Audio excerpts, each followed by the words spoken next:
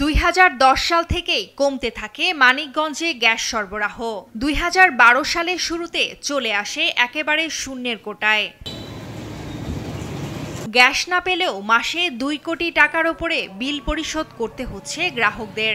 এর প্রতিবাদে 2014 সালে মানিকগঞ্জ পৌর মেয়র রমজান আলীর নেতৃত্বে নিরবচ্ছিন্ন গ্যাস সরবরাহের দাবিতে মিছিলে পুলিশের টিয়ার শেল ও গুলিতে আহত হন মেয়র, সাংবাদিক ও সাধারণ মানুষ। এ সময় পুলিশের করা মামলায় জেল, জুলুম, হয়রানির শিকারও হয়েছেন অনেক গ্রাহক।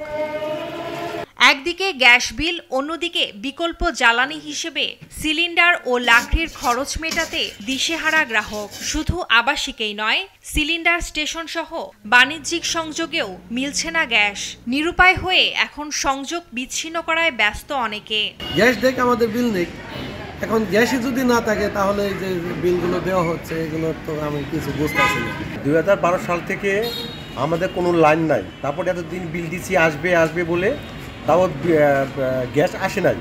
তারপরেও বাধ্য হয়ে 2 বছর আগে আমি লাইন কাটিয়ে দিছি এবং আমার দেখা দেখি আশেপাশে আরও অনেক লোকই লাইন কাটিয়ে দিছে।